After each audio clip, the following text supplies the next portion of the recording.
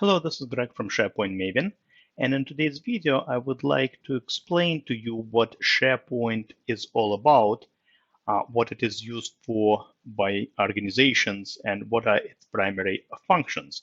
I have been recording videos on my channel for many years, and of course, writing instructional blog posts on my blog. And one thing I realized is that I never really had a video or a post about the high-level overview of SharePoint.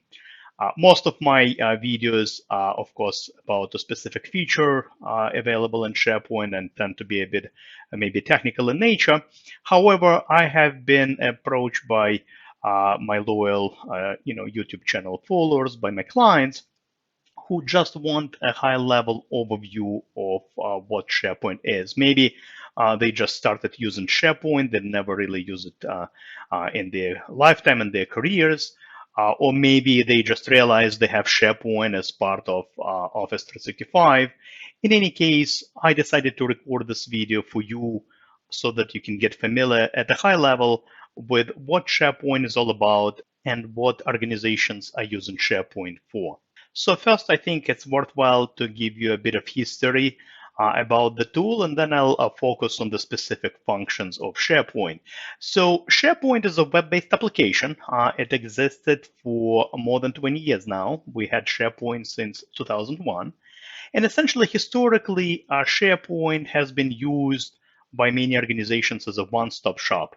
One-stop shop for any content organizations have internally. Could be documents, could be news and announcements, could be links, could be tasks. Essentially, any information that organization has, usually they would store it in SharePoint. Very important, SharePoint is a web-based application, so that means that you just need essentially a browser and a Wi-Fi connection to access it.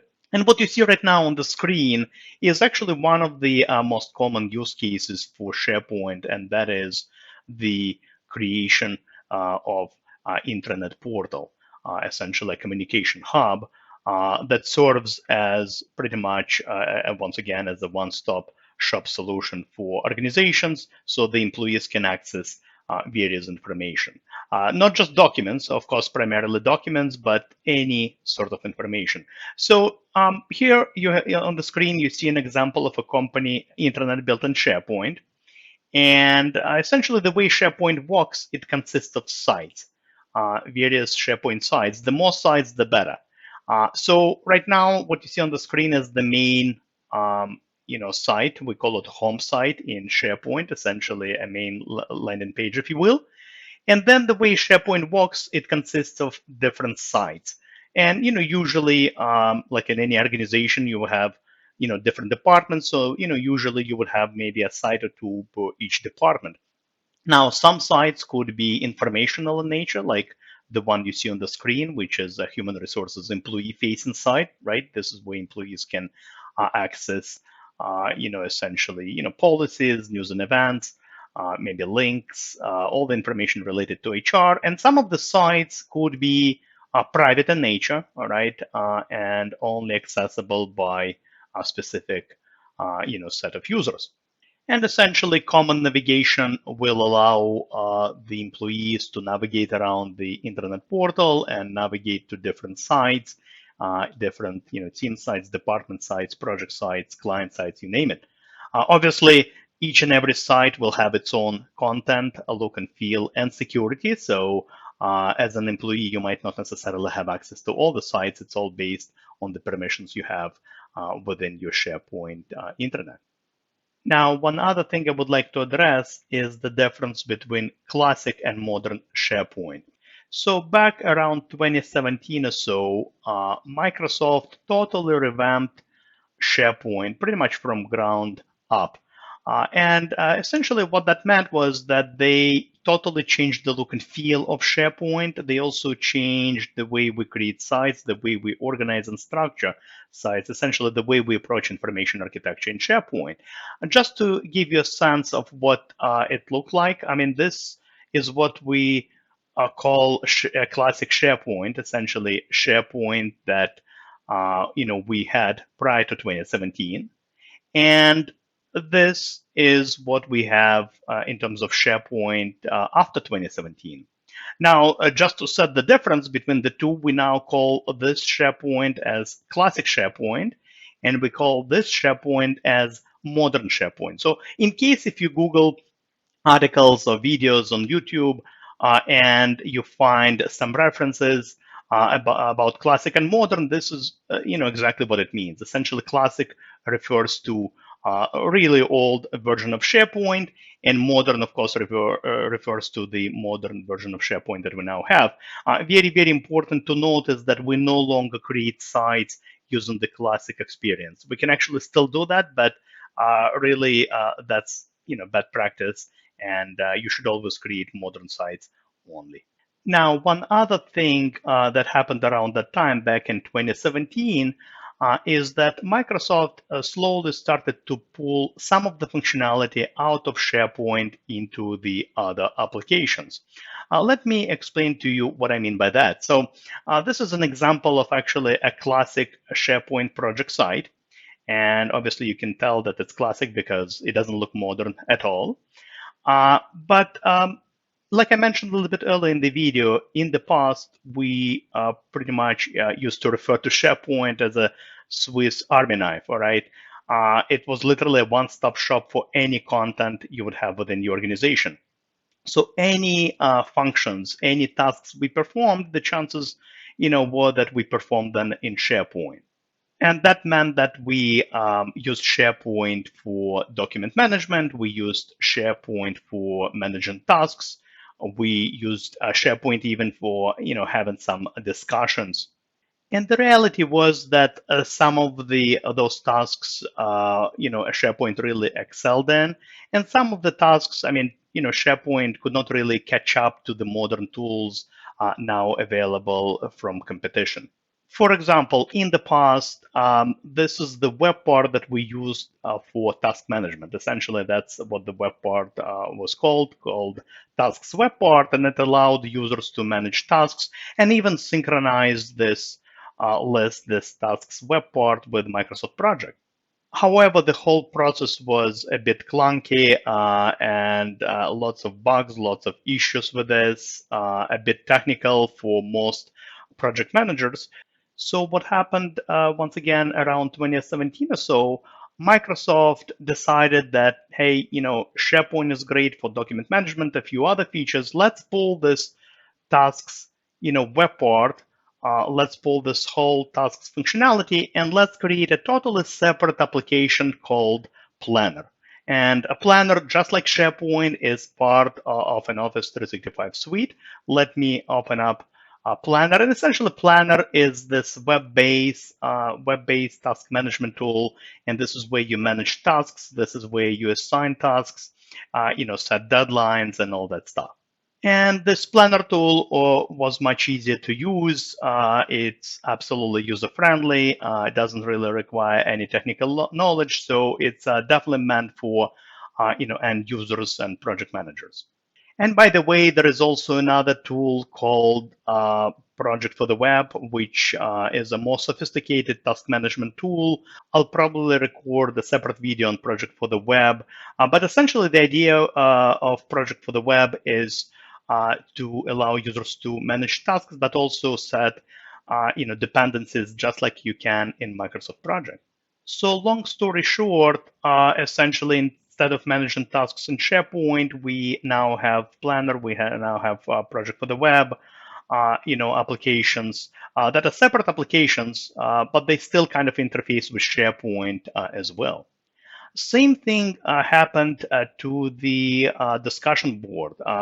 SharePoint, tried to be social and compete with all this, kind of social media applications we are now used to. But unfortunately, it could never really, catch up in terms of the user experience. What you see right here on this project site are a few examples of what we use for communication on classic SharePoint sites. We actually had a news feed web part, and we had actually a discussion board, which is a forum style web part that allowed users to ask questions and respond to questions, etc. And again, this was not really user-friendly. It was a bit slow. It was a bit clunky, and obviously did not provide the same experience that you would expect, by using Twitter or Facebook, for example. So same exact thing happened to the conversations part, the social media aspect of SharePoint. Essentially, back in 2017, Microsoft released Microsoft Teams applications, which I'm sure you're familiar with. And I think essentially Microsoft Teams, allows for that kind of social media experience, right? And this is where, of course, you can chat with your colleagues, you can chat in groups, you can chat using the private chat feature. You can obviously organize documents, schedule video conference calls. But the idea behind Microsoft Teams is that it allows for that social media component that one would expect after using, LinkedIn and Twitter and Facebook.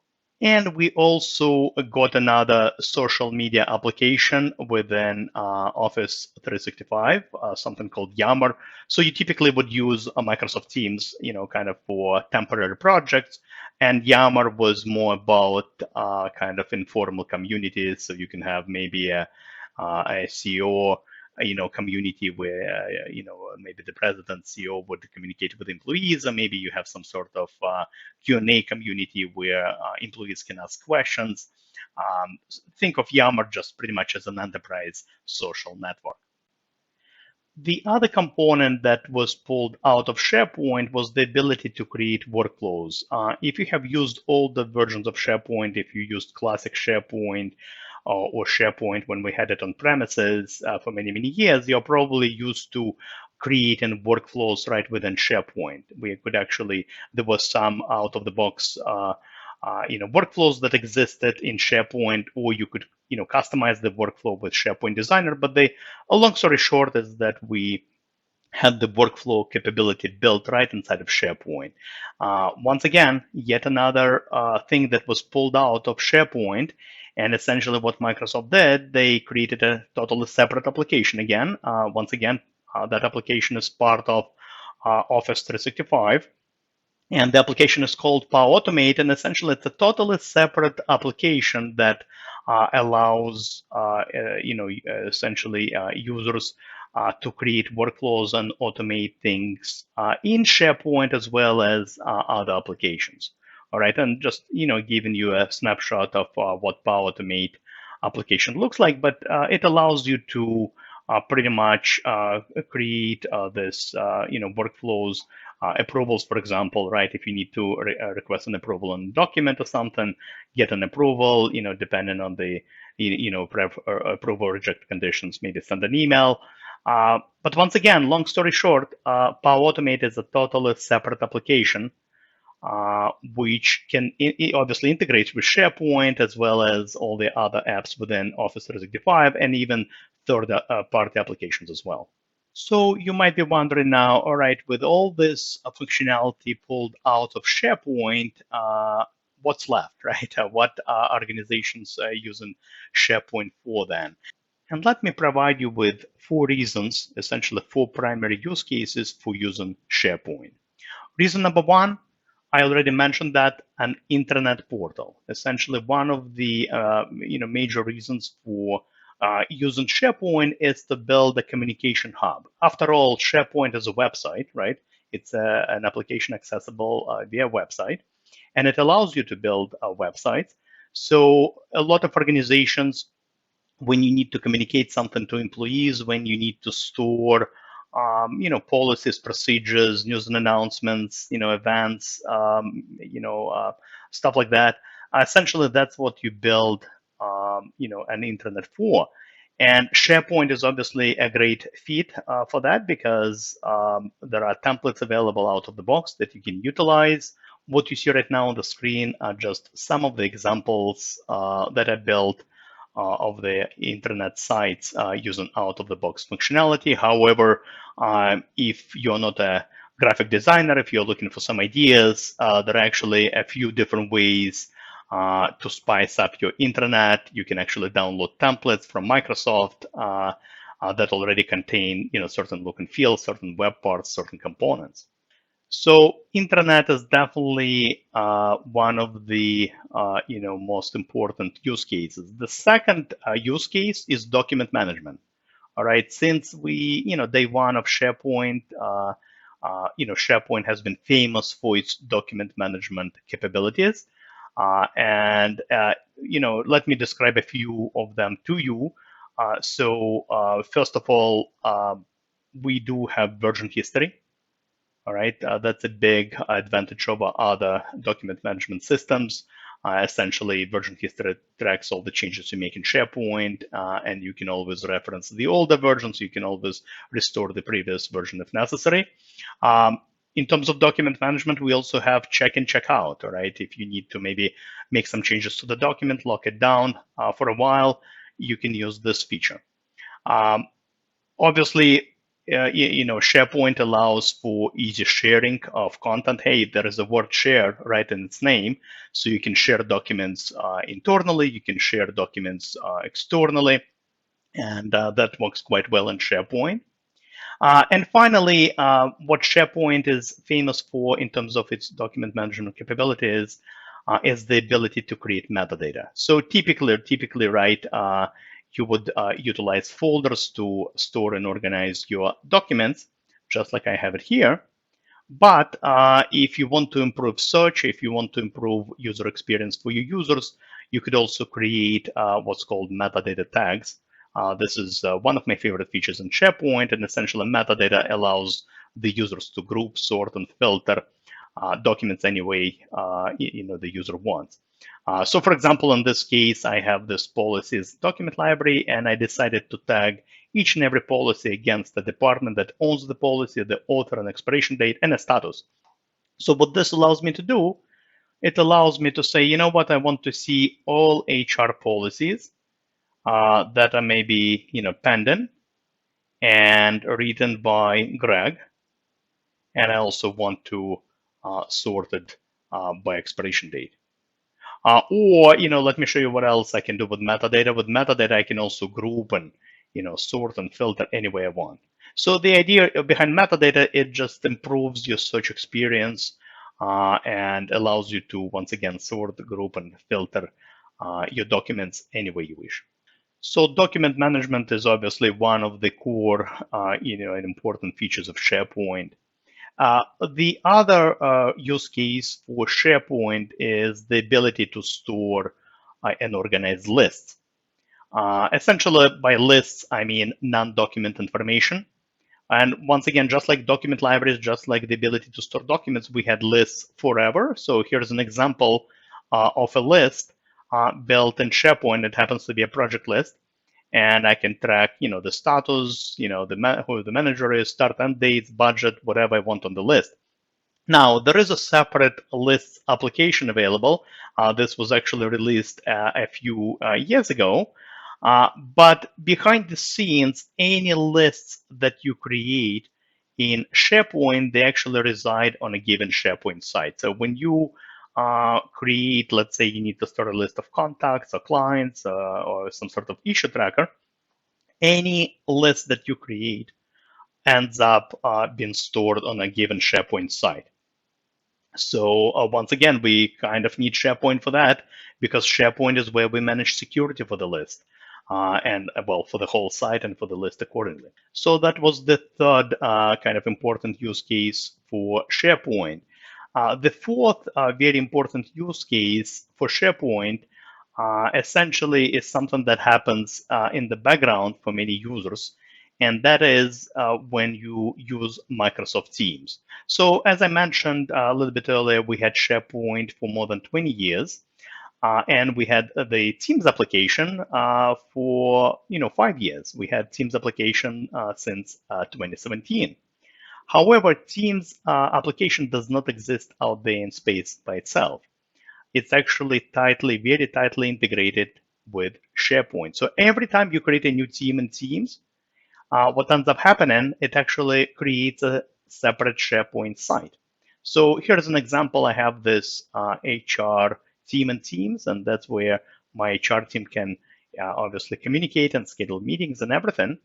But at the same time, here is a team site that was created when I created that team in Teams. And every time you upload documents in one of the channels here, those documents end up being stored in a document library on that SharePoint site that is tied to that particular team. Here we go. Case in point, you see I have this team, I have a document library, and it even shows me all the different channels. So every time you create a channel, if it's a standard channel, it just creates a folder with the same name, and that's where the documents are organized. All right, these are the same few folders that you see here on the SharePoint side. Here they are in Microsoft Teams. So many users, when they use Teams, they don't even realize that they're using essentially SharePoint at that point. All the file management is done in SharePoint. So every time you record a meeting, for example, in Teams, the video recording of that meeting is stored in a channel on that particular SharePoint site. And that is how many users are introduced to SharePoint these days. They obviously live in teams, they chat with colleagues, they schedule meetings, and record meetings, etc. And then they realize that there is a SharePoint site behind the scenes, and of course that's where all the file management is happening. So that's essentially a high-level overview of SharePoint. Once again, we have 4 major use cases, the Internet portal being one of them, obviously document management being another, the ability to organize and store custom lists, and finally, of course, the backbone of Microsoft Teams. Essentially, SharePoint handles all the file management for Microsoft Teams application. So that's all I wanted to share with you in this particular video. Hopefully you now have a better idea of what SharePoint is and what it can do for your organization. As always, happy to see you on my blog, sharepointmaven.com, as well as my YouTube channel. Thank you very much and have a great rest of the day. Goodbye.